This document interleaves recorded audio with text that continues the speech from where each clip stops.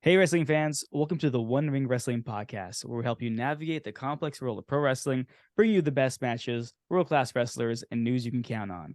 At One Ring Wrestling, we bring the elite to you. My name is Krishna Dhanai, and joining me, as always, is Mr. Bill Cupbush. Bill, how's it going? Well, right now it's just white. Like outside is just Racist. white. Racist. He just said it's I mean, white. snow. Geez, some people's children get our podcast canceled. Okay, no, white in the sense of it being snow, unless you wish. All he This sees is isn't Prince white. Harry's This book, guy. okay? Yeah, how's it going? No, it's going pretty well. It's going pretty well. Had a big weekend there with Pokemon Go. It was Hoenn Global Hoenn Go Fest. So yeah, 2 days of nonstop Poke action. It was pretty great. Went and met some guys at Celebration Square in Mississauga yesterday. Did some catching, did some gym raiding. Yeah, good stuff. Caught a few shinies. These are things that I know all of our listeners care They're like, about what? deeply. They're like, what the hell is he going on about? Yeah, for those of you who don't know, I'm an avid Pokemon Go player. The story goes something like, at the beginning of the pandemic, my niece said to me, hey, why don't you download this game on your phone? We can play together. And she was like, what, 9 or 10 at the time? Mhm. Maybe 11. Anyway, somewhere in that neighborhood. So I was like, fine, whatever. And I downloaded it onto my phone. And she was like, this is the greatest day ever.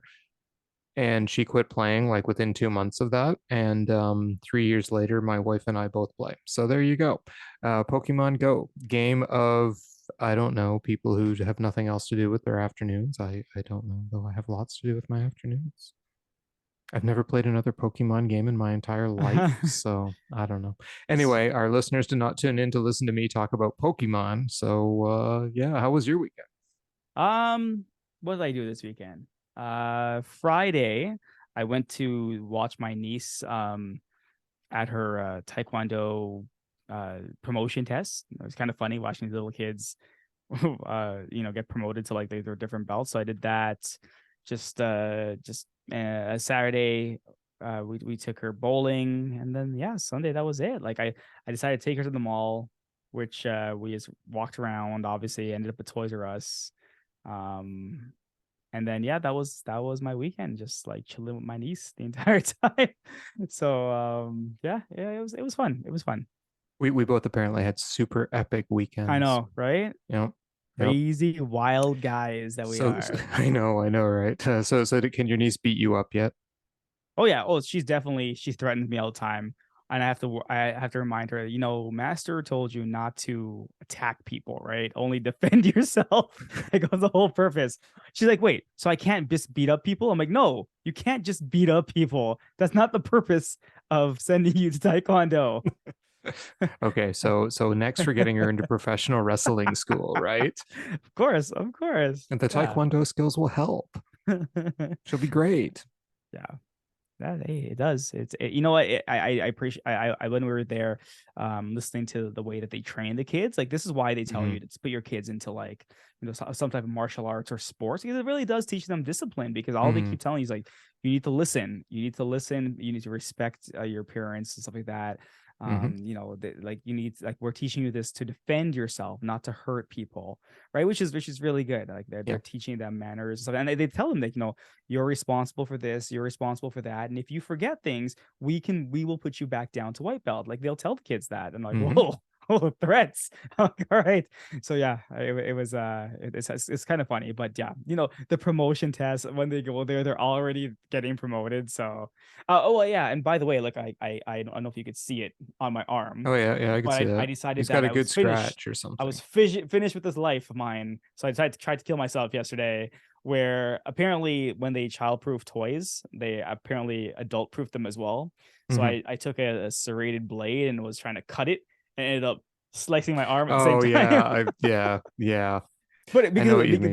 the good news is because it was a serrated blade, it kind of like got the ends in a little bit, so I didn't pull. So that would have been worse. So It'll just be messier. Like there'll be more yeah, blood with the I was serrated like, blade. I couldn't believe it. At first I was like, yeah, it didn't hurt that much, and I looked at it, and it was just like leaking, and I was like, oh no, and I was like, well, it doesn't look like I need stitches or anything, so I just like plastered up some band-aids on it, and it's fine. It's healing. Who cares? Right? Good stuff. Yeah, I hate that. I've done that before too. You're trying to open something, knife slips, and next thing you know, there's blood everywhere. Yep. Yeah, good Yeah. times. Good Fun times. times. I know. Good times. But what we are going to have some good times with today is professional wrestling, because I'm assuming that's why most of you actually tuned into this podcast. So the what we do here on our Monday show is we're going to go through some of the news of the week that is around things that we consider elite leagues, we consider elite people, we consider elite. And then we're going to look at maybe Dhanai's got a dirt sheet for us today. He's going to give us his AEW roundup. I'm going to take us on a little trip to Japan, and we'll give us, give you guys our wrestlers and match of the week. Not in that order, the other order. I don't know why I keep reversing it, but I do. Anyway, so yeah, we do have a little bit of news for you this week. Been kind of a slow week, but we got some stuff to talk about. You ready for the news there, Dhanai? Sure. Let's do it. Okay. Let's do it. Everyone's going to think your first name's Dhanai. You know that. That's all right. You know, in high school, actually, that's what I was referred to for most of the time, because our grade 9 geography teacher referred to all of us as Mr. and like Mrs. and whatever, but he referred to us because we called him by his last name. He called us by our last name, so everyone just started calling each other by their last names. That was, and when I went to high school, even in grade school, that was just normal. None of us referred to each other by our first names. It was always last names. Last name. Yeah, I don't know why. It just was. But anyway. Okay. Well, the Wrestling Observer newsletter has released its awards for 2022. And I thought maybe it'd be fun for us to go through a few. Have you looked at them at all? I actually have not looked at them. Oh, this will be fun then. Then we'll have a little fun with this. Okay. It's a lot more fun when you don't know them. So yeah, here we go. So they have both a wrestler of the year and in terms of like best wrestler, and they also have most outstanding wrestler. Okay. Oh, okay. Yes. Now, most outstanding is like basically your wrestling category. Who was really good all year as a wrestler, who stood out the most, and then wrestler of the year is like who was just simply the best in the business this year. Okay.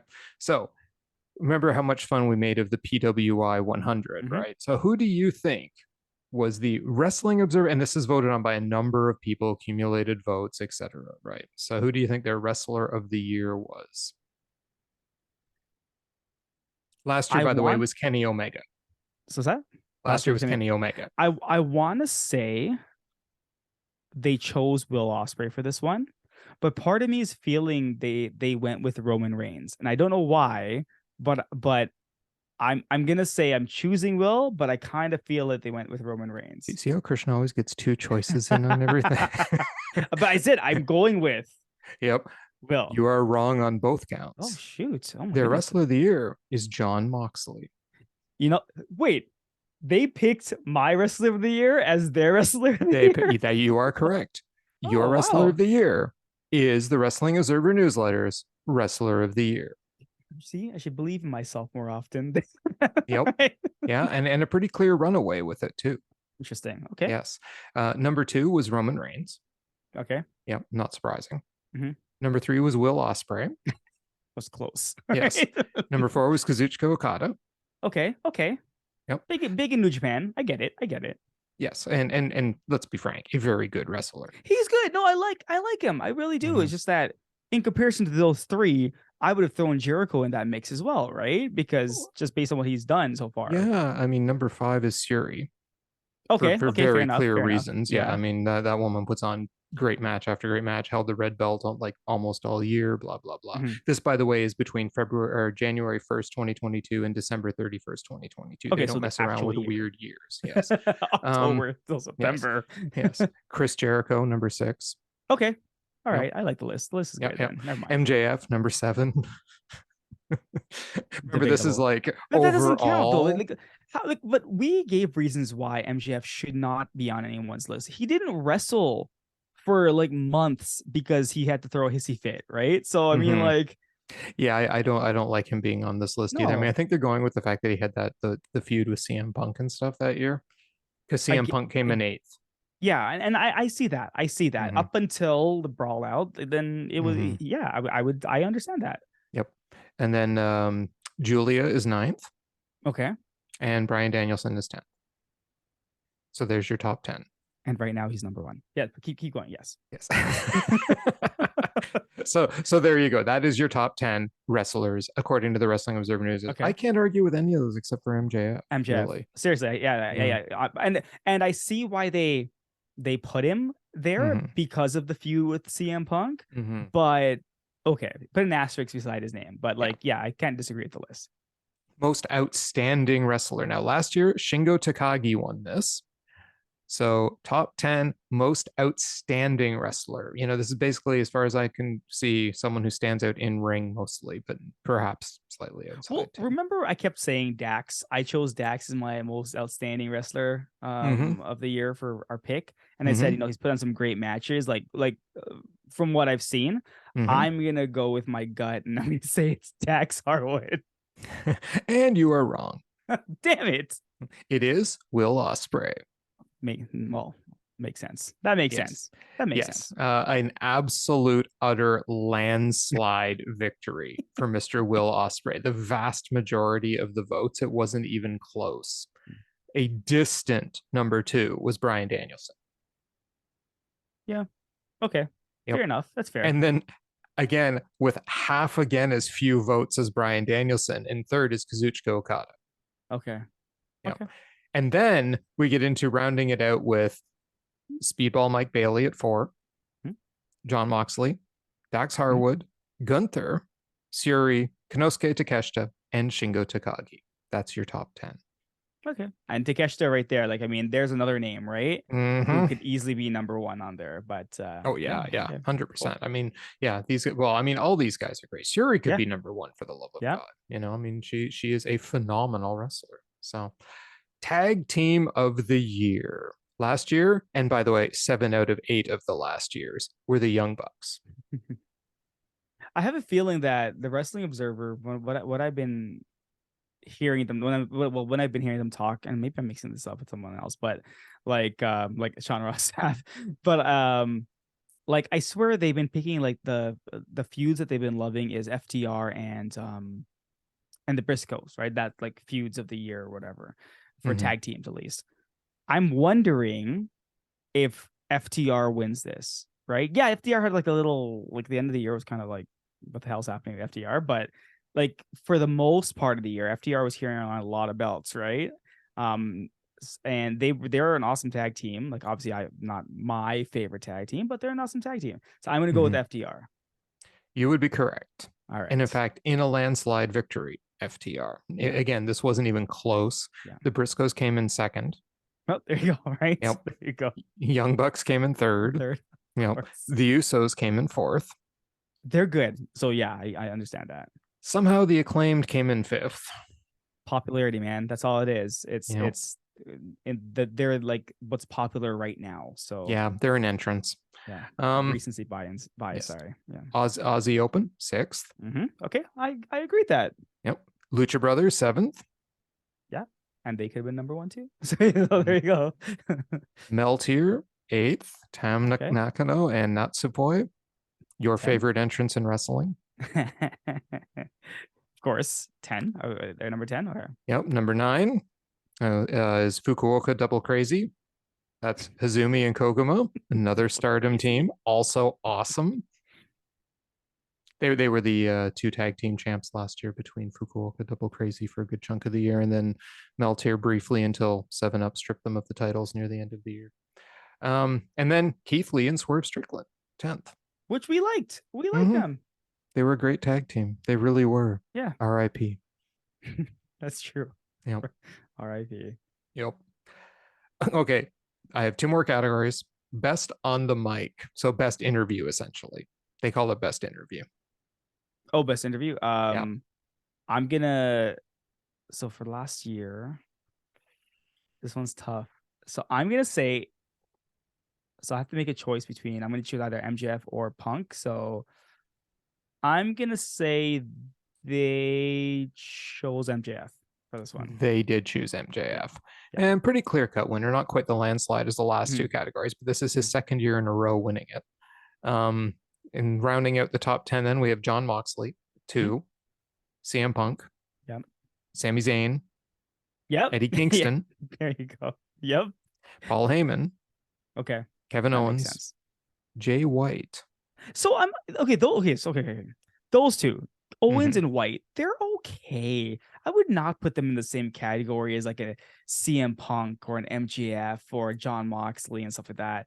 Not even like a Chris Jericho. So Mhm. they're Who's not on this list, he's by not the this, way. but they're like Jay White and Kevin Owens are good, but not up to these guys. Come on. No, I would agree with you. Roman Reigns is Yeah, 9, he's so and yeah, then fair. Will Ospreay is 10th.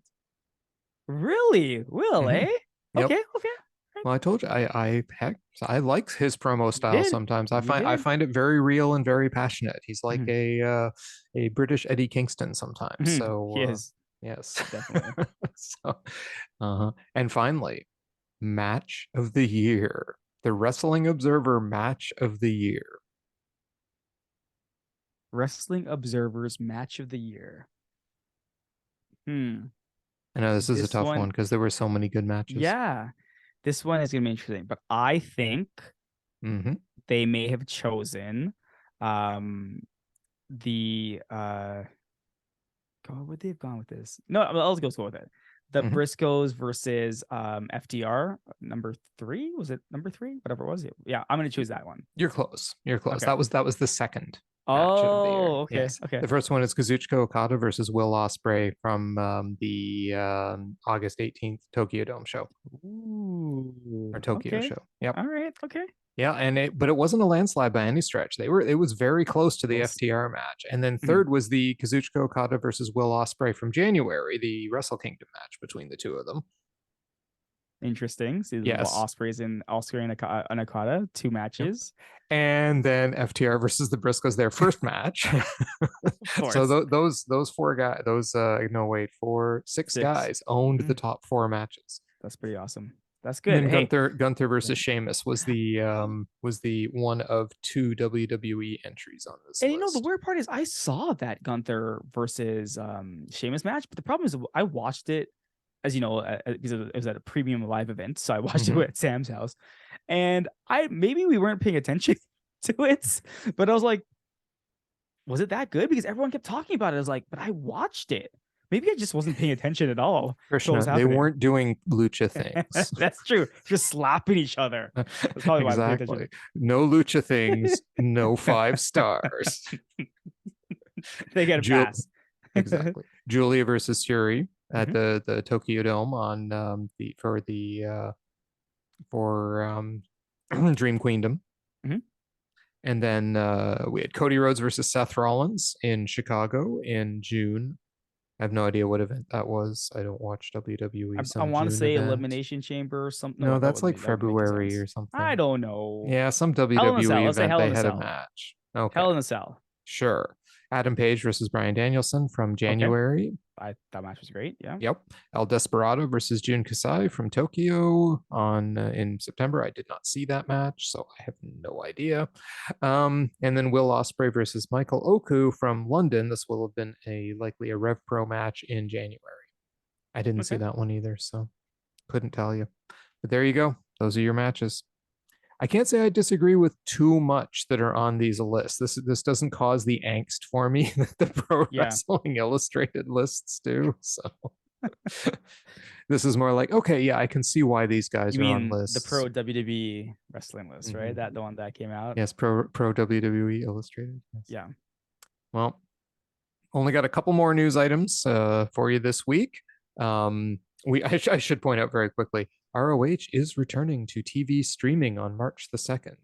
But the question is, Bill, did you hear the spoilers about the ROH TV tapings? I did, but maybe we shouldn't talk about spoilers We here shouldn't. until I was after just the I event. was just impressed with some of them. That's all I'm gonna say.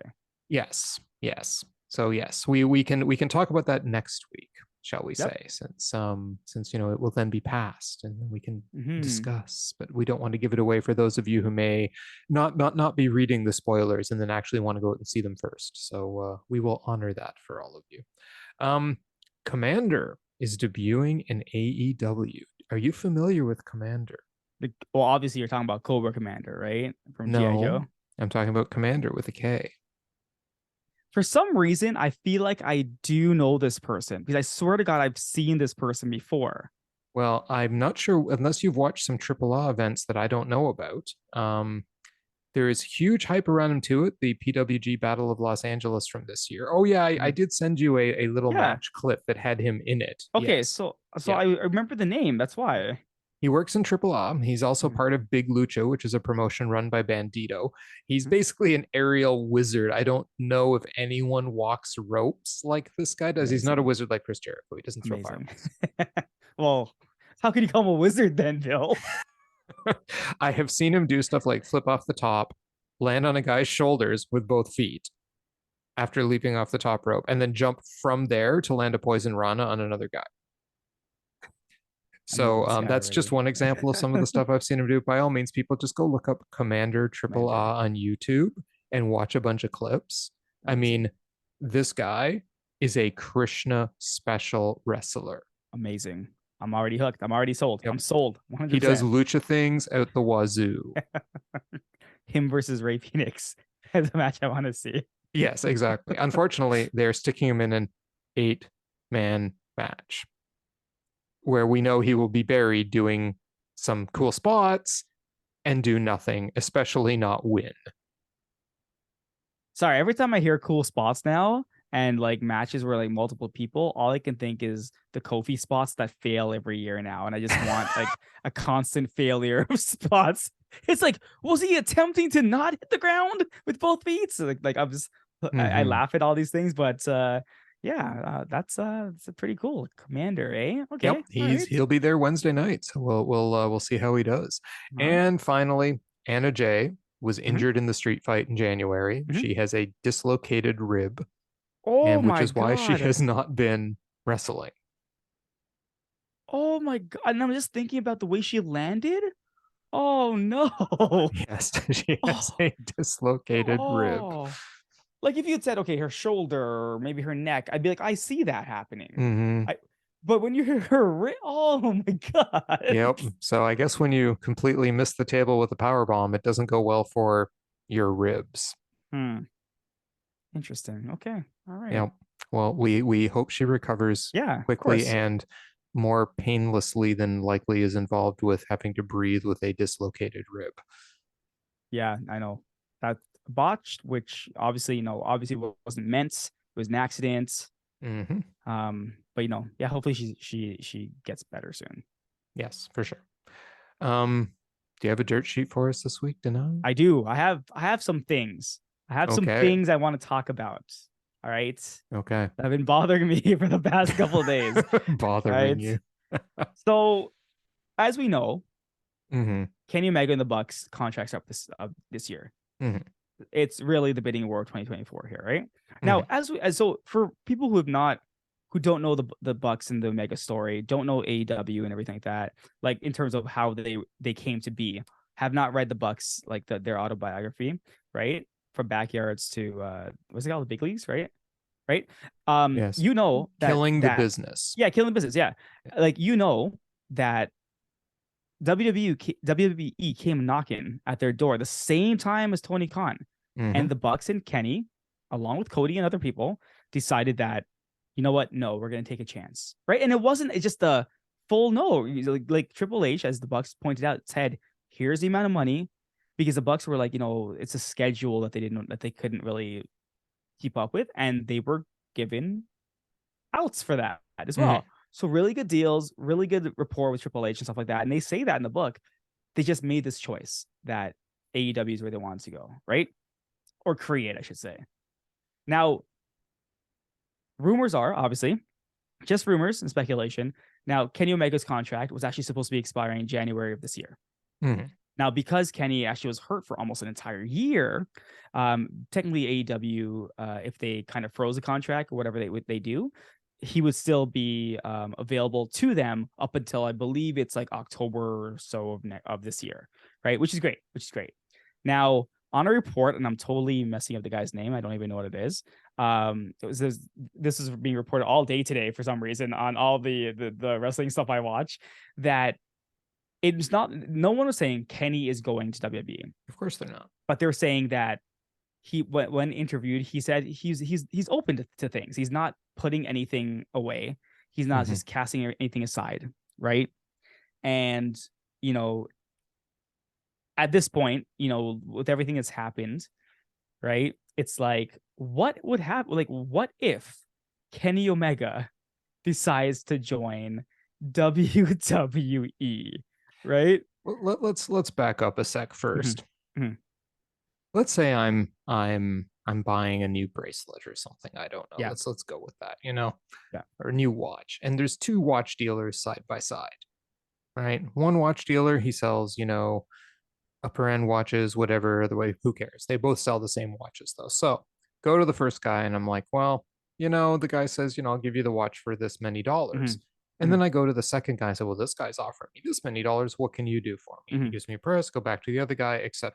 Mm-hmm. Right. So eventually I'm going to get, hopefully, a pretty damn good deal. One of the Yeah. two of them may eventually go, I can't go any lower than this. I'm sorry. Yeah. Just do whatever you can with the other Yeah. guy, whatever.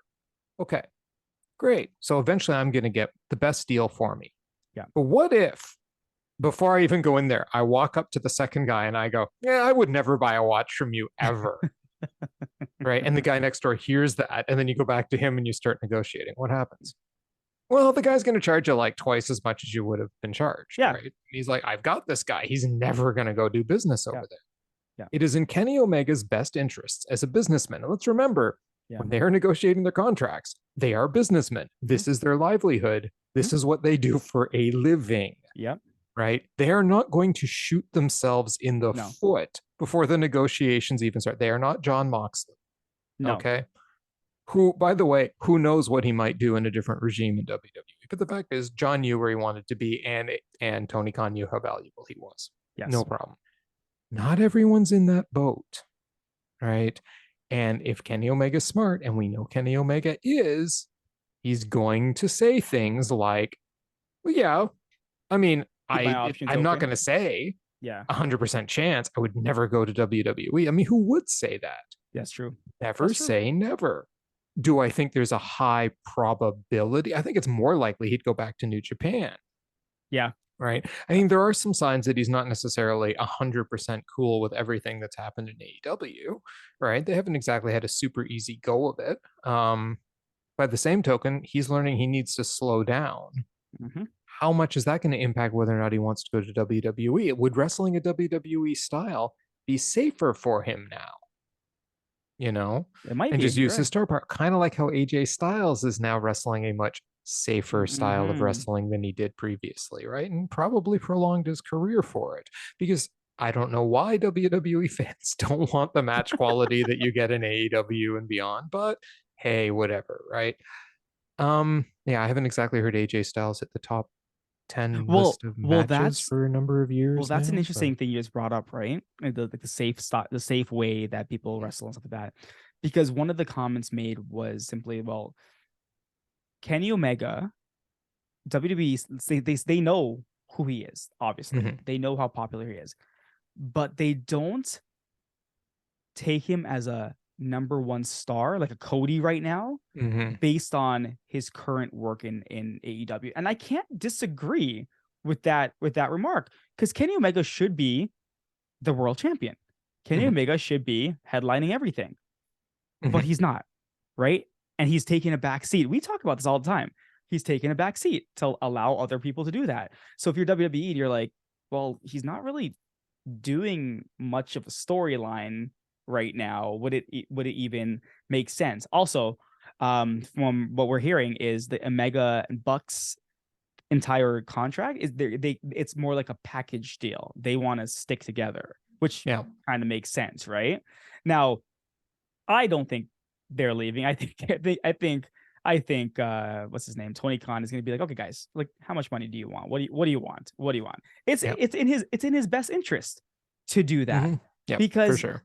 I'm sorry, if you lose Kenny Omega and the Bucks, I hate to say this, and I know people will disagree with me, you're going to kill AEW if you lose those three guys. You are going to absolutely destroy AEW. They're the elites in your all elite wrestling is gone, right? Yeah, 100%. So that's why I'm like, when I heard the story, I'm like, yeah, well, who knows what's happening in the background? You don't know, right? No. Kenny Omega is pushing this video game of his still, right? Apparently, release date speculations coming out like soon, which is kind of shocking. But Soon, trademark. Yeah. right. So like that's that I thought the story was very interesting, but it is heating up, and a lot of people are covering it now just because it's the biggest thing. WWE, I think, came out and said like, yeah, the person that they were looking at was, yes, Kenny Omega. He's the guy. He's the big Mhm. name that they're looking at. But I feel like if you're Tony Khan, you're like, okay, these guys started it. These guys know Yeah. what's going on. Let's offer them what they need. And it's not just that. Mhm. He's gonna lose his creative freedom. Yes, And agreed. creative freedom means a lot to Kenny Mhm. Omega, from what Mhm. I can tell. The Bucks will lose theirs, and that means a lot to them. Can you imagine being the Elite, being a WWE production? I couldn't imagine. I couldn't either. I'm It wouldn't happen in WWE. Like, no, it just wouldn't happen. no. Or if it did happen, it would be like, look what happened to when the Hardys went there and they did the whole broken gimmick in Yeah, WWE. It and it was failed. terrible, Yeah. right? It had lost its creative edge. Um, and look what they keep trying to do with like Bray Wyatt, or anytime they try to get creative with something, right? Like that basketball match would never have happened in Yeah. WWE. They would have just like constantly mentioned the fact the game was going to happen, and then like had a lumberjack match where everyone around the ring was dressed like basketball players. Oh, yeah, I was gonna say, Bill. But what about the zombies, Bill? What about the That's zombies? my Right? point. Yeah, it's so yeah, I can never see that happening. So I don't think there's anything to these rumors other than Mhm. of course he's going to say he'd be willing because it helps his negotiating position. But I think he would be far more likely to end up because secondly, if he goes to WWE, is he going to be able to work with New Japan like he does now? Yeah, Not a exactly. Right. chance, Not a chance. right? So Krishna, you can take a deep breath, sigh of relief. I'm going to say it here right now. Kenny Omega will not, and you can note this, it's February 27th, 2023. I am telling you right now, Kenny Omega will not sign with the WWE. All right. All right. Okay. Okay. So jumping from that one into something kind of fun, which you might like, actually. Actually, no, this you will like this. Um, yeah, you definitely will like this.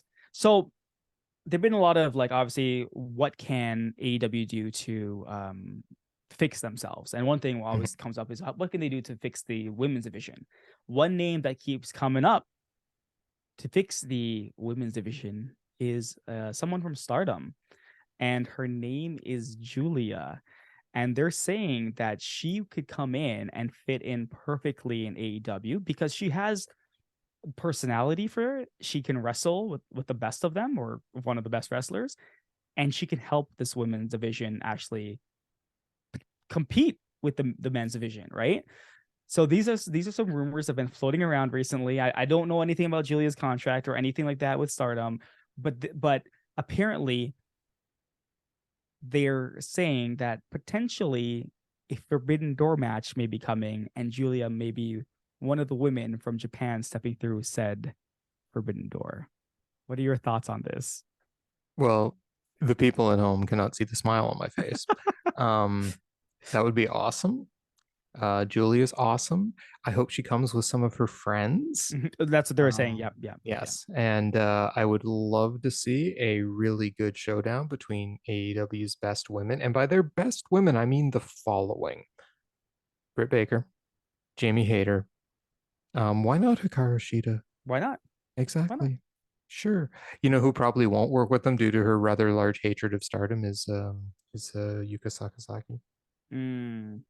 Got She it. does not like Stardom. Really? Okay. She's been pretty vocal about it. So All so right. yes. Yeah, she's a Tokyo Joshi Pro girl till she dies. So yeah. Or other leagues, just not Stardom. I'll start him. Yes.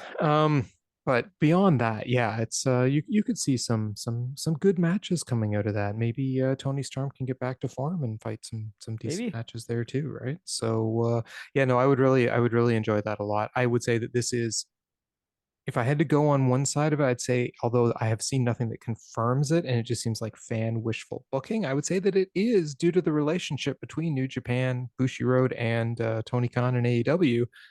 I'd say it's likely. Mm-hmm. I could definitely see it happening this year, and that will be awesome because the minute her theme music hits, I will be leaping out of my chair. So, yes. Jamie Hayter versus Julia at Forbidden Door 2. Nice. And Jamie Hayter representing Oedo Tai, is that what's happening? I guess so. I guess she Yeah. would. I mean, she's a member. Well, there you go. Yep. But that's my dirt sheet for the week. Those are the items Okay. that I thought I won. I mean, I had some AAA stuff here, but I didn't care to mention it. So I was like, whatever. It is. Well, it's WWE stuff. I Yeah. mean, who Yeah. gives a rat's? Yeah. So that would then bring us to your AEW roundup. What do you got for us this week? This week actually was kind of fun in AEW. Like in Dark, I like a lot. I liked a lot of the like this week. I liked a lot of tag matches because we talk about the tag division kind of slumping right now on TV, but the tag division on the other shows are pretty awesome. Like they still have pretty good teams. So first off, I just mentioned this, but Slim J and Matt Sydal fought each other. But of course, at the end of the match, like Slim J and the Trustbusters attack Matt Sydal, who was rescued by Top Flight. So I'm like, are we getting Top Flight versus Trustbusters? Like, that's not gonna help them get anywhere. Like, who cares about the Trustbusters? Um, so yeah, that match was. I mean, the match was okay, but I mean, like, really, I just cared about the ending. Of course, I had to throw in the Workhorseman here, right? Did you know that Anthony Henry is a great wrestler? The Workhorseman Anthony versus Henry. Workhorseman versus Oliver Sawyer and Jay Malachi. Great match. Again, this is what I'm talking about. They have such great tag teams. They never use on TV. If you want to watch a good tag team, go watch this on Dark. Quick shout out to the Renegades. I know they lost recently on I think it was Rampage, I think, but they're such a great women's tag team. Like the women's division in AEW, I think needs to start having a tag team like title because they have a lot of women's tag teams and nothing happens with them. But the Renegades have constantly, or as I say, consistently been a really good tag team, right? You put them up against anyone and they're really good. They fought Lizzie and Peyton Blair. I don't know who these people are, but yeah, like shout out to them. Like they're fantastic. They did a great job. Quick win. Quick shout out to them. They had like I noticed that their logo when they come out is like you could clearly see it's inspired by the No Mercy logo from the video game. I was like, I see what you did there, Renegades. Okay, looks cool. Other things like Preston Vance is still stealing lucha masks. He walks out with them now. I was like, what? Oh, whatever. Okay, sure. And then a couple quick shout outs from more from Dark. Okay, I spelled Tony Deppen, but apparently corrected to Tony Depends. All right, so Tony Depends versus Caleb Conley. I've never seen Caleb Conley before, but he's like a really muscular guy who could do lucha things. So I was really liking that. And really had a really good match. Tony Deppen is a great wrestler. Like the crowd actually got into this one. I was actually pretty impressed with it. Emi Sakura versus Billy Starks. I don't know if you saw this match. Emi Sakura's nose got broken. I think broken, but she was bleeding, and I was like, is the match gonna end soon?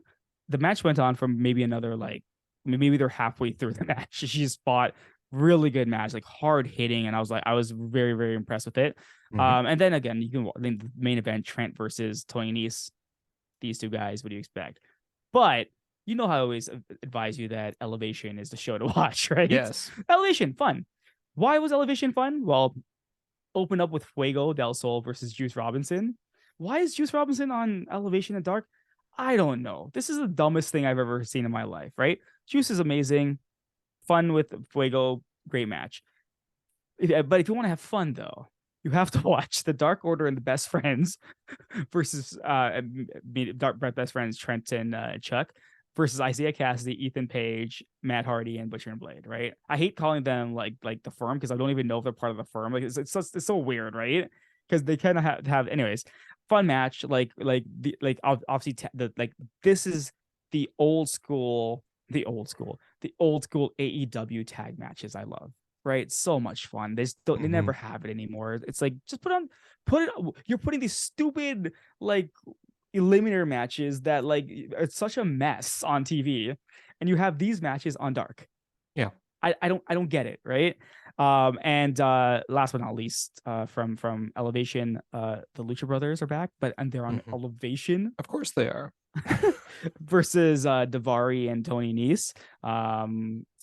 Great match. Of course, the Lucha Brothers are awesome. The fans were going crazy for them. And again, why are they on Dark? Like these are the guys like you could see they just do what they're told. They love wrestling so much. Whatever you ask them to do, they just do it. Right. So I saw that. I'm like, I miss having the Young Bucks versus the Lucha Brothers, like matches like that. Just terrible. Well, Daivari And and then Nice are both very good and too. no, they're good. They're good. It's just Yeah, they're not the Young Bucks. Like, well, of course not. Who um, is? that's true. That's true. Rampage. Quickly, Sammy versus Andretti. I don't know if you guys saw that. Yep. Great match.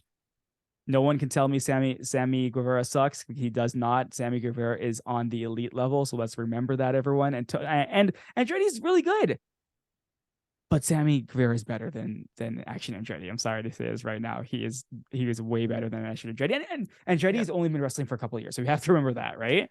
Yes. So and he barely makes mistakes, barely makes any mistakes. So I must give credit. He's a kid with an absolute ton of potential. 100%, right? You can say the same thing about Sammy. Like he's still a kid, right? Yeah. I think though that he has grown into his potential. Oh yes. From what we remember, we saw him live, right? Yep. And this guy, from when he was live phenomenal. To now, yeah, absolutely phenomenal. And then obviously I got to mention the Bucks versus Aussie Open, right? Of course. I mean, what you saw on Dynamite this week with Aussie Open was like nothing. Like I don't even know what you call that, right? Like I think everyone was kind of shocked when everyone got eliminated in that match, and you're like, although there's spots they had with Top Flight were great. Were great. Highlight of that match for me. The Bucks versus Aussie Open, again, I'm going to go back to is what I miss about the tag team division, right? Such elite wrestlers, right? With some of the craziest moves and tag moves. Like they're doing tag team moves. This is why I love the Dark Order so much. Yep. They do so many tag team moves, right? Yes. Which you never see in, like, if you watch WWE, they literally just tag in and tag out, tag in. No, there are tag team moves throughout the entire match. This match was fantastic. I thought it was so much fun. It was great. Obviously, I knew who was going to win, right? I was really hoping for that, Bill, where you were talking about last week. Maybe he's going to say Aussie Open is signed to AEW, but they weren't. And of course, I have to mention, Kenny was at ringside. The lights went out, though. The lights went out during the match. Yes, they did. Obviously, Retribution. Yes, Retribution showed up first, and then the House of Black showed up. It was kind of cool, though. It's really okay. So is the House of Black's thing now? They're not attacking anybody. They're just appearing and disappearing. That's Krishna, they made it very clear on commentary. They used the wrestling trope number 3, mind games. I know they did. You're right. They did say that. Yes. Master of mind games. Master of mind. You know who else was a master of mind games? Gold Dust. I just don't get it. So at this point, I'm like, okay, with lights go off, then you don't have to worry about it. You just relax. They're not gonna do anything, right? So like, why are you being afraid? Like, they're just there, and then they go off and they're gone, and I'm like, okay, sure. Like, are they afraid if they beat up the Elite, it's gonna make the Elite look weak? Because would that not drive the story? Well, why not have them touch until the match? I think that's kind of like good booking in this case, right? Because why have these two teams touch at all? Don't get them into a brawl. It's the House of Black. There's a lot of mystique around them. I think the problem that we've had with them is that when they get into an actual fight with someone else, then all of a sudden it looks like silly because they get into a fight with like Darby Allin and lose or some damn thing, right? They got to stop that. If you're gonna book the House of Black, book them mysterious, book them hard, book them nearly unbeatable, right? I agree with They that. appear and they're like, we could have attacked you, and then we left. Yep.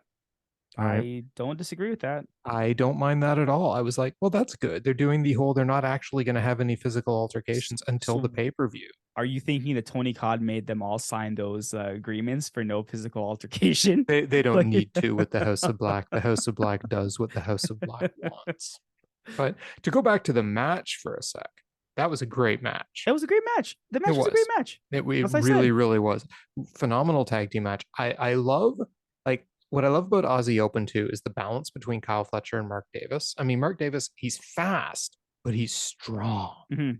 Right. And like the way he uses his strength. I loved that one point where he does he It was kind of one of those back and forths where they were all taking each other out. And he did the run, bounced off the rope, and came back with that lariat that just about took, I think it was Nick Jackson's head off.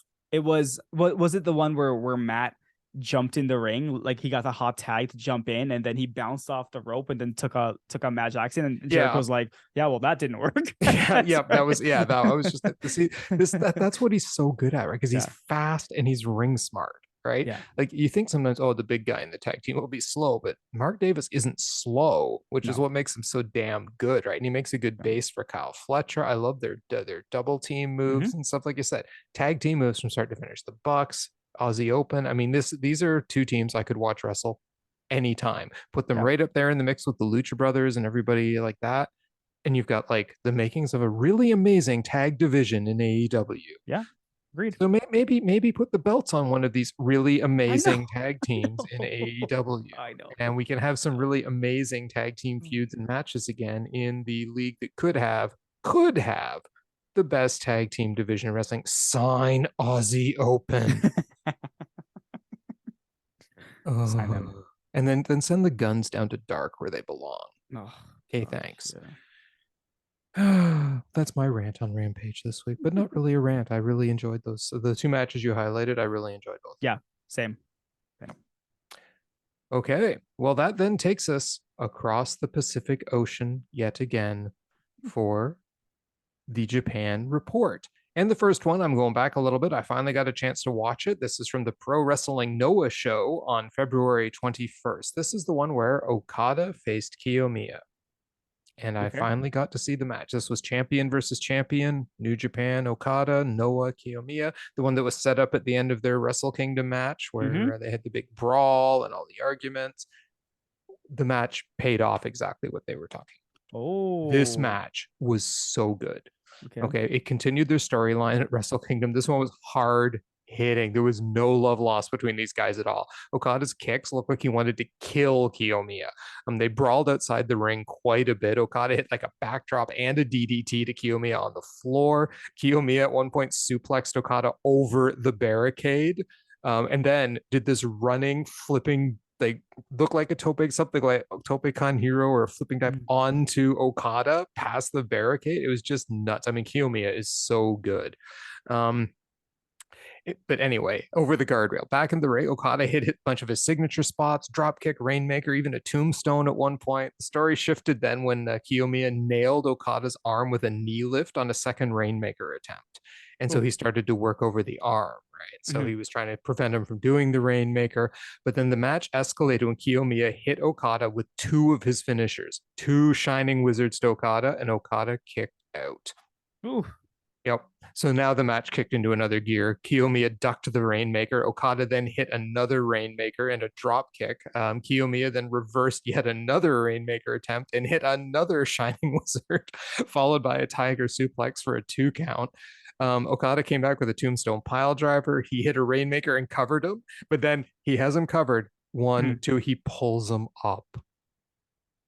Seriously, I was like, oh my God, are you kidding me? He is out for total revenge on this guy, man. It was so good. He then hit Kiyomiya with an Enziguri and an Emerald Flosion, right? Another Rainmaker, and finally pins him for the 3 count. Now, what I didn't realize at the time, but found out later, was the Enziguri was Antonio Inoki's finisher. The Emerald Flosion was Mitsuhara Misawa's finisher. Now, Inoki founded New Japan. Misawa founded Noah. So he nailed him with the 2 founders' finishing moves, then his own finishing move, and puts him down for the 3 count. This was a great match. Highly recommended if you can find it. I would give it 4.25 stars. I think Dave Meltzer liked it more than I did, but no, I'd give this 4.25. Really good match. Lots of hard hitting, great payoff, solid story. Recommended. Check it out. Nice. Krishna, Fantasticamania is on. This is the Lucha yeah, show? CMLL and New Japan together. Yes, so like Lucha things galore. Yes, Fantasticamania. There is some good stuff in this so far. All right, One all match I'm going to right. highlight that is like it's kind of like a good way to kind of get into the style of the tournament a bit that I found. I'm Mhm. not going to say this is the greatest match ever. It's not over 4 stars, but I still recommend watching it because it had a lot of fun stuff in it. Was Okay. Kosei Fujita, who's a former Young Lion, part of Zack Sabre Jr.'s TMDK now, Mhm. and Capitan Suicida. Great Captain Suicide. name. Taking on LIJ's Hiromu Takahashi and Tetsuya Naito. This happened on February 26th. I mean, Naito started with Fujita and had a great fast exchange with him. Naito coming out on top. He went for Capitan's mask. He and Takahashi then beat down on Capitan for quite a bit until he came back with an amazing flurry of lucha things. You would have loved it. It was just lucha thing after lucha thing after. I've never seen anyone do like the Cazadora and then Mhm. use that as a way to do like a Hurricane Rana, but from the waist. It was very cool. I'd never seen that before. I'm sure that anyone who watches Mexican wrestling all the time has probably seen this a million times, but I hadn't seen it, and it was really cool. Um, he finished off this whole sequence with a Tope Con Hero that just went like huge Tope Con Hero over the rope, nailing them. And I'm like, but you're Capitan Suicida. Shouldn't you be doing a Tope To Suicida see to that. finish it off? I was confused. Anyway, he then tagged in Fujita at a great showing too. I mean, this kid's strong. He's young. Young lion just graduated. He put a Boston Crab on Takahashi until Knight started kicking him in the face, but he took like the first few kicks before he finally released the crab. And then I think it was Naito that came back and actually ended up winning the match with a Boston Crab on Fujita. So it was kind of like, oh yeah, here's a Boston Crab for you. So they won the match. It was a great showcase for the 4 guys. Like they all got their stuff in, which was very cool. Capitan's like lucha sequence was probably the highlight of the Awesome. match. There's a lot of good stuff like this going on in New Japan right now. So Fantasticamania, check it out. Check it out. Awesome. Okay. And of course, would the week be complete if I didn't talk about Stardom? I don't think so. No, I it's don't believe so. impossible. I absolutely have to talk about Stardom at least once. And I'm going to go to Korakuen Hall on February the 17th when we had the last round robin matches for the Triangle Derby tournament. So now we will know who is in the semifinals.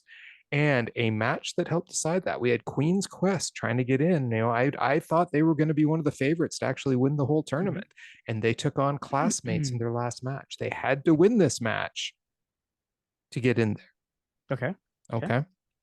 Classmates being Hazuki, Saida, and Koguma. Queen's Quest being Utami, Hayashishita, Saya Kamitani, and Izumi. Mhm. They needed this win. The cheering crowds, like seriously, Korakuen Hall has phenomenal crowds. Now Okay. that they're cheering, oh my God, watching this was just like night and day difference to what it was like when they could only clap. Because my God, dude, they love Koguma when she does her bear spot. The whole crowd's like chanting Kuma, Kuma. It was so good. Anyway, she has an exchange with Azumi, and Azumi, it was so funny because she's doing the bear thing in Azumi's face where Mhm. she does like the 2 hands on her head to do the bear.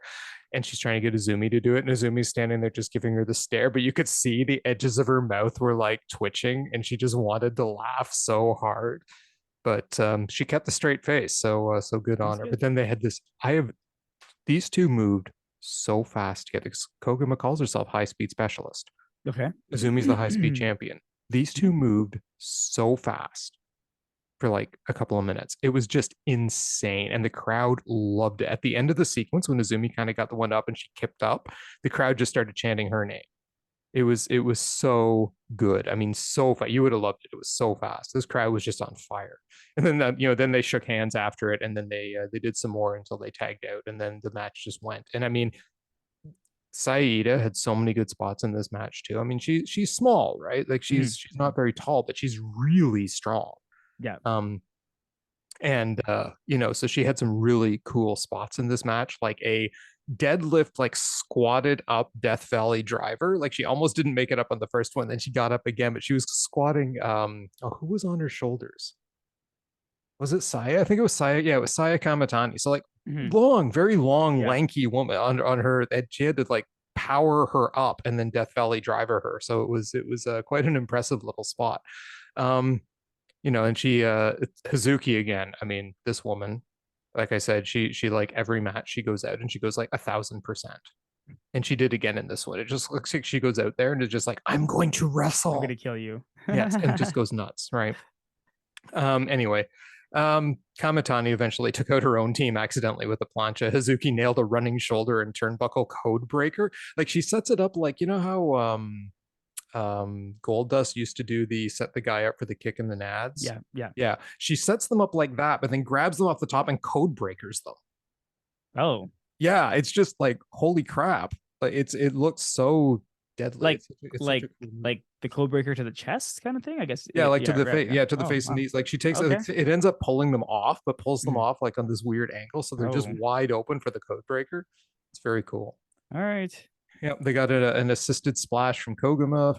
Like what they do is they held her up in the air, the other two members, and then Koguma goes off the top rope and splashes them through the two holding the person in the air. Right? Like ouch. Anyway. So yeah, it was they did some pretty cool stuff. But then Hazuki nails Saya Kamitani with a dead drop delayed brainbuster. Like she held her up for quite a while and then just dead drop brainbustered her, absolutely wrecked her, covers her for the 3 count. So she pins the white belt champion and eliminates Queen's Quest from the tournament. Oh wow. So it was a big upset. Great match. Iida put on a hell of a show too. The opening speed stuff was just nuts. I've highlighted both these teams in previous episodes before. They put it all on the line here. This was great stuff. 4-star match easily. After the match, Suzuki got the mic and basically said, I got the 3 from Kamitani, and you know what that means. And then she challenges her for the belt, and Kamitani's like, you're going to pay for this. So it's on. So Hazuki is, and I hope Hazuki wins it. I want to see the white belt on her so bad. This woman, like honestly, her fire, her spirit, the way that she wrestles, she's just so good. Definitely in my top 5 in Stardom. So this means we do have a pay-per-view in Stardom because we have to have as many pay-per-views as WWE has special events. Stardom being the WWE women's promotion in Japan, I guess. I don't know. Anyway, they have a pay-per-view coming March 4th, which means you will not get the review until a few days after because I have to wait for it to come out on Stardom. But the lineup, the semifinals are now set for the Triangle Derby. It's going to be the red block. We have 7-Up taking on Prominence, which is going to be a hell of a match. That's Takahashi, Yu, and Mizumori taking on Riza Sera, Suzu Suzuki, and Hiragi Kurumi. This is going to be insane. And then the other semifinal, we've got God's Eye, Mirai, Emisori, and Suri taking on Cosmic Angels, Tam Nakano, Natsupoi, and Saki. And that's going to be, I mean, oh my God, both these matches, I'm like, holy crap, these are awesome. We're getting Izumi versus Starlight Kid for the high speed championship. That's going to be like bonkers mental. Saya Kamitani versus Suzuki for the Wonder of Stardom title. That's going to be bonkers mental. And then we have Giulia taking on Maya Yukihi for the World of Stardom championship. So those are all like the marquee. And don't forget the finals of the Triangle Derby are going to happen as well. So when the 2 semifinals are done, they will then have the finals later in the show, I believe. Right. And then we've got a whole bunch of subcard matches, including the Chihiro Hashimoto versus Himeka match, one of her retirement match tour matches. So I love these retirement matches that they have. This go on forever. So yes. Retirement tours. Well, the Keiji Muto is done officially. That's right. Yep. So that is Stardom coming up. I cannot wait for this show. That is one hell of a loaded card. I will be reporting on it extensively when it happens. But given my recording problems last time, I refuse to promise a show for it just in case my recorder doesn't work again. But anyway, that brings us at last to our match of the week. Well, my match of the week, I mean, it hasn't changed from Dynamite because we had some great matches afterwards. Like obviously, I was saying Elevation, Dark, and Rampage with the Bucks, but still, I can't get past the match that we had with Iida and Orange Cassidy. So I'm giving them the match of the week. 100%. I mean, you can't not. Yeah. Look, I watched a really good match between Mhm. Okada and Kiyomiya. Great match, good story. Mhm. I watched some really great stuff on Stardom. I watched some really great stuff in Fantasticamania, but none of it was as good to me as an Orange Cassidy Wheeler Yuta match this week. And you Yeah. know why? It was the story. Yep. It really was the story for me. The fact that these guys took what was basically a throwaway All Atlantic No. Championship match No. and turned it into an actual good story between two guys who used to be together in the same team. And one of them, though he starts off a certain way, gets a switch Mhm. flipped in his head and still gets put down at the end. But Wheeler Yeah. Yuta, that might have been Yeah. his best match That's in showing. AEW. I agree. Just I agree with insanely you. good. And Orange Cassidy, I mean, my God, the He's so stuff that good. guy can do. He's so good. And the emotion that he can Mhm. convey in the ring, the way he told the story. I mean, this kind of match is why I watch AEW. Yeah. Period. Yeah. I Loved it. agree. Match I of the agree week, with you. 100%. Okay. And that brings us to Wrestler of the Week. So I went back and forth on this one, and I because I wanted to give it to both of them, like Orange and Yuta, but it really was Yuta's match, right? Like it really like Orange Cassidy, look, he played a huge role in this match. Like it was both their matches, right? But the whole thing about bringing up what happened to him, how they treated him, and Cassie coming out and saying, "But I was trying to be your friend. I wasn't trying to teach you anything." And then Yeah. even what's happening now, right? You're like, wait, so what's going on with Wheeler Yuta? Like he's kind of like Mm-hmm. torn now, right? He put on such a great show. And there was no way I could not have given him rest of the week. So, I as much as I make fun of Wheeler Yuta sometimes, I think he was absolutely fantastic in this match. And he's getting rest of the week from me. Yep. I can't, again, I can't disagree with you. I mean, it was his, like I said, I think it's the best Mhm. match he's ever had in AEW. Yeah. And that's saying something because he's had some damn good matches. But it was the emotion he was able to convey, Mhm. the conflict that was clearly in him during this, right? And more so than the conflict he showed when he was leaving the best friends to come with the Blackpool Yeah. Combat Club. He's Yeah. grown as a Oh wrestler. I yeah. think working with guys like Claudio Castagnoli and Mm-hmm. John Moxley hasn't just taught him things about wrestling. Yeah. I think he's picked up a lot on the importance of emotion in wrestling. Oh And yeah. you could really see it here, really see it here. And Orange Cassidy was the perfect person to put him against for all of this too. I mean, he's the 1B to the 1A, Well, right? and that's it, right? Like I mean, like I gave match of the year for my pick for 2022. I gave it to Orange Cassidy and oh my God, Will Ospreay. And there's a common denominator there as well, right? Mm-hmm. Orange Cassidy puts on fantastic shows. Like this guy is so underrated Mm-hmm. that everyone just thinks, oh yeah, he's got that gimmick, but he can go, right? Yeah. And what he did for Yuta and what Yuta did for him as well, then this match was absolutely fantastic. It was such a great showing. Which I hope they continue this storyline somehow, Mm-hmm. right? It's a great storyline, but we'll see, right? We will Yep. see. Oh yeah, Great for showing sure. from these two guys. Exactly. Exactly. And we will be seeing this coming up on this coming Wednesday, I guess. Hmm, Maybe. I mean, maybe. I don't know. There's some stuff happening on Wednesday. We'll get there Wednesday night with our show. Yep. But for now, as the great one who is not leaving AEW for WWE always says, goodbye, everybody. Mwah, and good night. Bang. Good night, everyone.